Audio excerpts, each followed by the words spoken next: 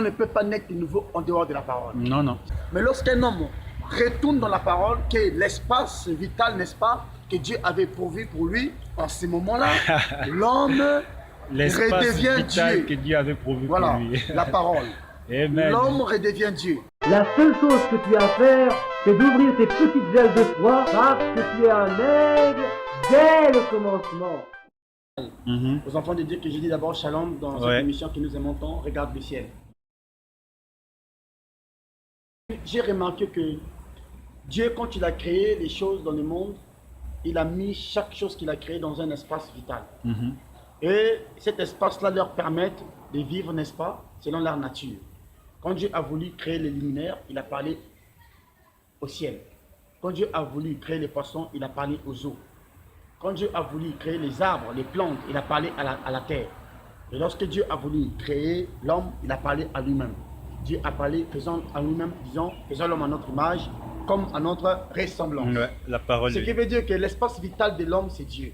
Et Dieu, il est la parole. Et l'homme, pour qu'il puisse vivre, il a besoin de cette parole. Pourquoi le monde ne va pas bien? C'est parce qu'il y a le détachement avec la parole. Le détachement avec la parole. Le détachement avec la parole. Et les gens se sont éloignés de la parole. Il fut un temps, par exemple, dans l'une des plus grandes nations chrétiennes qui était les États-Unis, où on parlait de la Bible dans les écoles, dans les universités, dans les lycées, dans les collèges, on parlait de la Bible. Et on parlait de Dieu. Et il y a eu certaines personnes qui se sont dites illuminées, je ne sais pas par quel esprit, et qui ont décidé tout d'un coup qu'on doit sortir la Bible des écoles. Et aujourd'hui, nous avons tout ce que nous avons sur cette terre-là, tout ce que nous voyons aujourd'hui. Si les gens avaient étudié la Bible dans les écoles, comme nous étudions la philosophie, comme nous étudions la géométrie, et les restes que nous connaissons, je crois que le monde se portera quand même bien. Il y aura des gens éduqués, les gens auront beaucoup d'amour, parce que nous sommes dans un monde beaucoup égoïste, parce que le diable a confisqué le système éducatif du monde et a profité de ce système pour injecter son venin. Et le détachement avec la parole a causé la crise dans tous les plans aujourd'hui. Le détachement avec la parole d'abord a commencé dans les Jardins avec Adam et Ève. Nous avons vu que Dieu, étant la parole, était lui-même le Seigneur, créateur du ciel et de la terre. Il a créé l'homme à son image et à sa ressemblance. Et de l'homme, il a sorti la femme. Il a donné des principes que l'homme devrait obéir. L'homme devrait respecter ses principes, respecter, c'est la parole de l'Éternel, de manger de tout arbre, sauf de l'arbre qui était au milieu du jardin. Et le diable, par la ruse, il est rentré dans le serpent, qui était l'un des... Selon la Bible, la Bible dit que c'était l'animal le plus rusé. Et dans sa ruse, le diable a vu cette ruse-là comme étant un élément compatible avec lui. Parce que le diable aussi était rusé. Puisque c'est l'ange de la lumière qui avait le marat, qui avait la connaissance. Et donc il avait cette connaissance-là, il est rentré dans le serpent, il est venu séduire Ève, Ève est tombée, et Adam par amour de Ève a donné sa vie. Parce qu'on ne peut pas dire que Adam est tombé, mais c'est Ève qui est tombée, et Adam a donné sa vie pour Ève, sachant très bien ce qu'il faisait, parce que Ève étant une partie de lui, Adam ne pouvait pas accepter qu'une partie de lui meure comme ça, c'était comme si lui-même il mourait. Adam savait très bien quelle était la sentence pour Ève. Et Adam a remis ça sur lui. Il a porté donc la croix de Ève. Parce qu'il s'est senti coupable. Il s'est senti coupable. Donc c'est lui qui s'est détaché de la parole. C'est Ève qui s'est détachée de la parole. Mais Adam, étant sorti de Dieu, avait avec lui l'amour de Dieu. Et l'amour de Dieu n'a pas de corruption. L'amour de Dieu est sacrifice. Adam s'est détaché de la parole pour mourir pour Ève. Voilà ce qu'Adam a fait. Oui, il y a eu un détachement. Parce qu'Adam savait très bien que lorsqu'il va faire cela, Dieu va rentrer en jugement pour appliquer sa loi, parce que Dieu est toujours derrière sa parole. Et Adam, donc il faut préciser ici que Adam était conscient de son détachement de la parole suite à la chute d'Ève. Bien sûr, Adam était conscient. Adam donne sa vie pour Ève et connaissant la sentence suivante. L'amour. L'amour était capable de faire ça. Adam était donc la première personne qui mourut par amour d'Ève. Parce que sachant que Ève était une partie de lui, Adam s'est senti indigne sans Ève. Insuffisant sans Ève. Adam s'est senti incomplet sans Ève. Adam s'est senti vide sans Ève. Et Adam avait besoin d'exprimer cet amour, aimer pour les pires et pour les meilleurs. Adam a vécu les meilleurs avec Ève. Et lorsque le pire est venu, Adam a vécu le pire avec Ève. C'est pourquoi nous mourons aujourd'hui. Il y a eu un détachement avec la parole. Dieu, voyant ces sacrifices qu'Adam avait fait, Et Dieu étant omnipotent, omniscient et omniprésent, et Dieu dans sa préscience connaissait tout cela, alors Dieu avait pourvu une voie pour ramener la race d'Adam à la renaissance. Dieu avait pourvu une voie pour ramener la race d'Adam à la vie. Dieu avait pourvu une voie pour restaurer la race d'Adam. Et c'est pourquoi il est venu donner sa vie lui-même à la croix. Il est venu donner sa vie pourquoi? Il est venu donner sa vie pour que cette race d'Adam puisse, n'est-ce pas, retrouver cette vertu que Adam et Ève avaient perdue dans les jardins. Et maintenant, cette vie de péché qui avait causé les détachements a emmené l'homme hors de Dieu. C'est pourquoi nous avons aujourd'hui multiples religions, multiples pensées, c'est le détachement avec la parole. Mais lorsqu'un homme retourne dans la parole, qui est l'espace vital, n'est-ce pas, que Dieu avait pourvu pour lui, en ce moment-là, l'homme redevient Dieu. Que Dieu avait pourvu voilà, pour lui. la parole. Amen. L'homme redevient Dieu. L'homme maintenant peut être encore en communion avec le Seigneur. Et cet homme-là, pendant qu'il est sur terre, il ne peut plus vivre selon les mondes. Pourquoi? Parce qu'il est retourné dans son espace vital. Il est retourné dans le lieu où il devrait communier avec le Seigneur. Et nous avons constaté, bien que nous avons reçu le message de l'heure apporté par le saint prophète de Dieu, William Marion Branham, beaucoup de personnes ont oublié leur amour primordial avec le Seigneur. Cette chose qui toucha leur cœur pour qu'ils viennent dans le message. Cette chose qui les a emmenés à accepter le message de l'heure. Parce que la vie éternelle, c'est croire en Jésus-Christ étant que le véritable Dieu et à celui qui l'a envoyé. Son prophète William Marion Celui qui l'a Branham. envoyé, c'est William Marion Branham. Ces derniers jours. Maintenant, nous Amen. sommes dans le message. Nous avons reçu Dieu. Nous avons reçu le prophète. Mais si nous n'avons pas la vie de la parole en nous, s'il y a un détachement avec la parole, parce que c'est devenu comme une habitude, alors là, la mort rentre encore dans les camps. Parce que la désobéissance à la parole, le détachement avec la parole a fait que Adam et Ève puissent mourir. Et si aujourd'hui aussi, nous nous détachons de la parole, nous mourrons tout simplement. Puisque l'âme qui pêche, c'est celle qui mourra. Or, l'âme ne vit que de la parole, pas de n'importe quelle parole, N'est-ce pas? mais de la parole de Dieu. Et Dieu est la parole. Et Dieu, c'est le Seigneur Jésus-Christ. Bien-aimé, donc ce que tu recommandes aux bien-aimés du message, c'est de ne point se détacher de la parole. Exactement. Nous avons plusieurs courants. Peu importe les difficultés, mais de toujours rester attaché à la parole. Exactement. Et pourquoi j'ai choisi le détachement à la parole est une cause des morts? Parce que nous avons aujourd'hui plusieurs personnes, plusieurs guides, s'il faut que je le dise ainsi, ceux qui sont censés être des pasteurs, ceux qui sont censés mener à bon port, s'il faut que je m'exprime ainsi, les brebis de l'Éternel, ceux qui sont censés préparer l'épouse à l'enlèvement, aujourd'hui ils viennent avec des doctrines qui détachent les enfants de Dieu de la Ah oui, parole. parce qu'aujourd'hui dans nos messages, il y a plusieurs doctrines que le prophète maintenant. n'a pas dit. Voilà. Et quand tu ne dis pas ce que le prophète a dit, si tu détaches de la parole, Oui. tu deviens donc comme la sémence du serpent. Tu emmènes les connaissances empoisonnés dans les pots, tu emmènes la mort dans les camps, tu emmènes encore les lingots d'Atan dans les camps. Et nous Poison sommes... dans la nourriture des Exactement. aigles. Et donc, moi, étant qu'un aigle, étant qu'un fils de Dieu, je me dis, il faut que j'exhorte les filles et les fils de Dieu de ces choses-là, dans ces choses-là, afin que leur amour grandisse encore et que les vieilles gens comprennent que nous ne sommes pas contre eux, mais que les jeunes gens dont les prophètes annoncent ça sont déjà dans les champs Voilà. de la Ils sont bataille. déjà sur le terrain. Nous sommes déjà sur le terrain Voilà. en train de pouvoir toujours emmener, n'est-ce pas, ces messages à bon port. Voilà. Parce que nous voulons posséder Canaan. Nous voulons posséder Canaan. Voilà. Donc, pour posséder Canaan, il faut rester sur ce que Moïse a dit. N'est-ce pas? Et nous savons qu'il est notre Moïse. Oui. Donc le détachement à la parole, c'est ça qui est en train de causer tous les brouhahas que nous avons dans les messages. D'autres ne croient pas à l'enlèvement, d'autres ne croient pas à Luc 17:30 manifesté. D'autres disent que l'enlèvement s'est déjà passé. D'autres ne croient pas que les tonnerres se sont accomplis, etc., etc.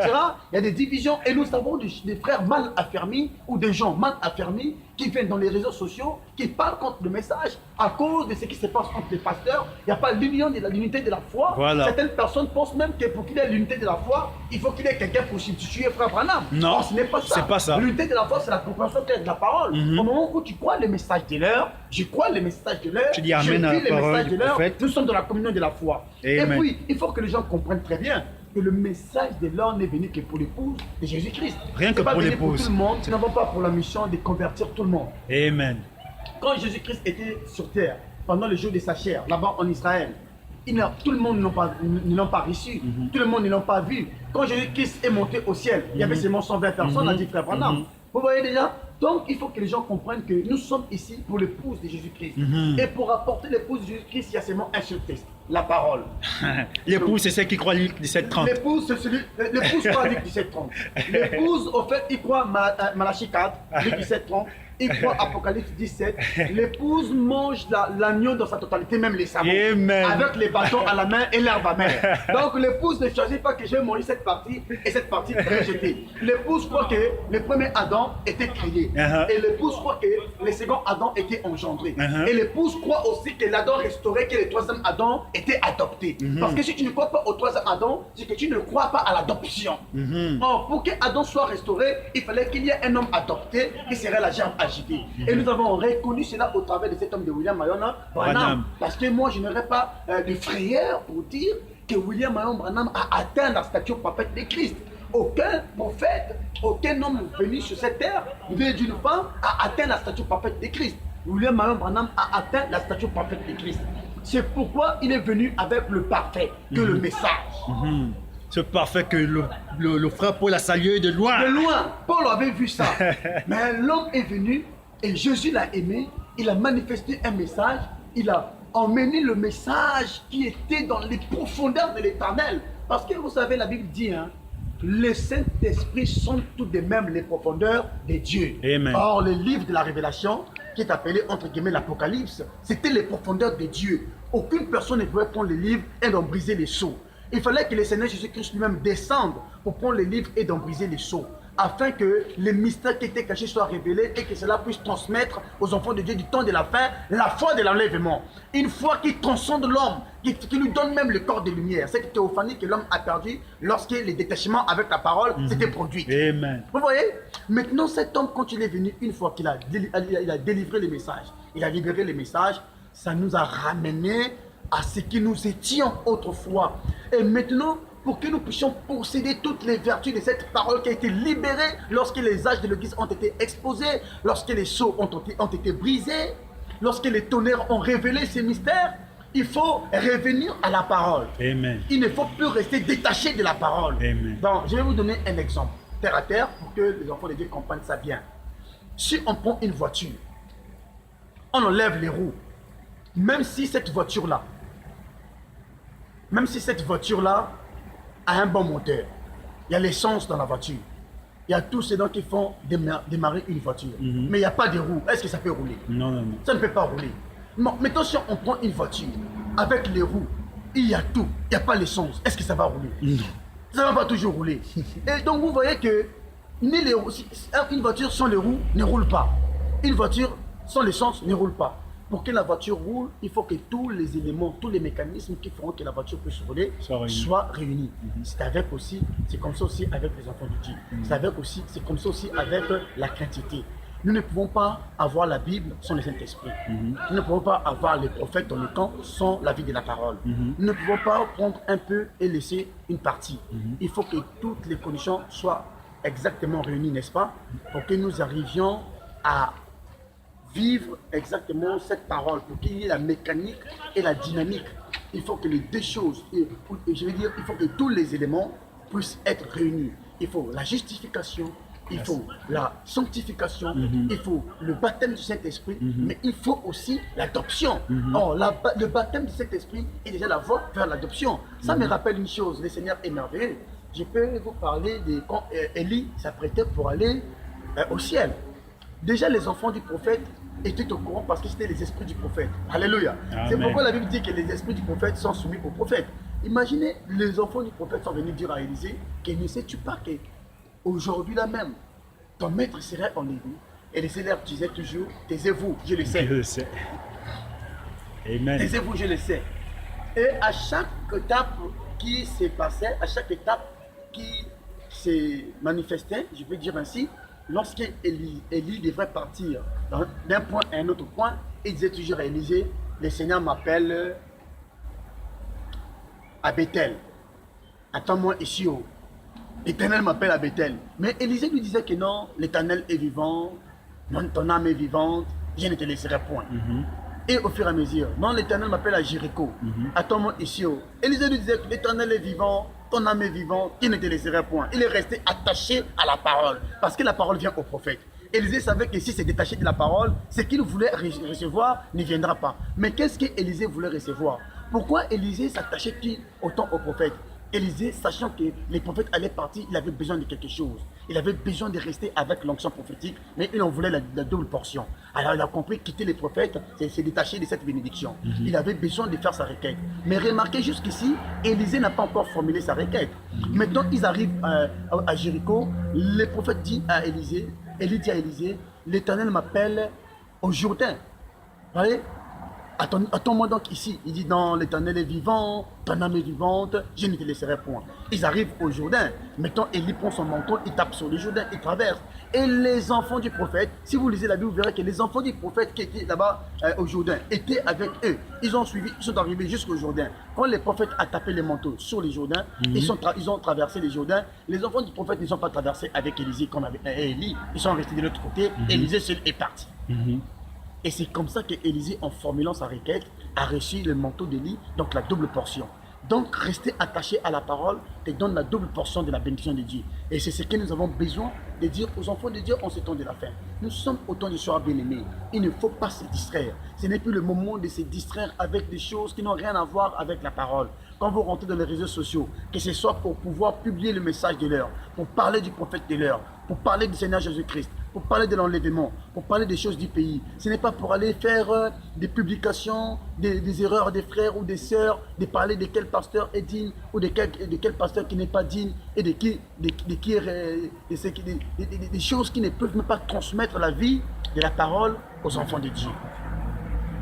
C'est pourquoi, bien-aimés, nous voulons regarder le ciel encore au travers de cette émission pour que les enfants de Dieu puissent être bénis, pour que les enfants de Dieu puissent recevoir, n'est-ce pas, cette chose-là qui les emmènera dans les profondeurs de la parole, dans la communion, dans l'union, dans l'unité. Nous avons des frères aujourd'hui qui se détachent même de la communion fraternelle parce qu'ils ont oublié ce qui est essentiel.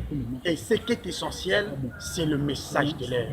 S'il faut qu'on perde nos amis, s'il faut qu'on perde quelques membres de nos familles, on se sépare d'eux pour garder la parole, tant mieux.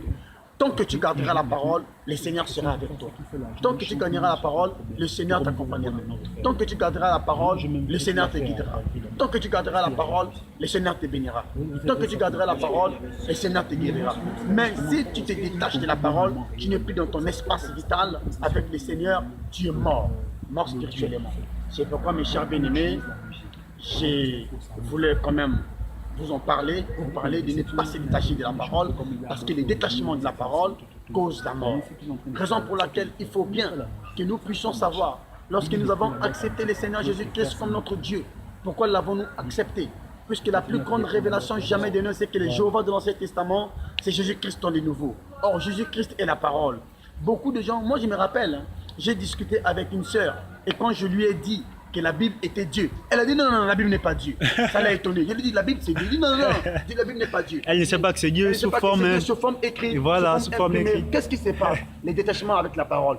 Puisque la sœur croit qu'elle est chrétienne. Elle est pentecôtiste. C'est vrai, elle n'est pas une sœur dans les messages. Mais étant pentecôtiste, elle devrait être bien enseignée. Elle devrait connaître qu'est-ce qu'est la Bible. Mais quand je lui ai dit que la Bible était Dieu, elle était très sceptique. Je lui ai dit, mais si tu ne crois pas d'abord que la Bible est Dieu, comment peux-tu croire déjà que Jésus-Christ est Dieu? Maintenant, je lui ai dit, ne sais-tu pas que dans le livre de Jean, il est écrit qu'au commencement était la parole, et la parole était avec Dieu, et la parole était Dieu, et que la parole s'est faite chair, et qu'elle est venue vers les siens, mais les siens l'ont rejeté. Seulement à ceux qui l'ont reçu, elle a donné le pouvoir de devenir enfant de Dieu. Mais tu reçois le Seigneur fait chair comment? N'est-ce pas par la Bible?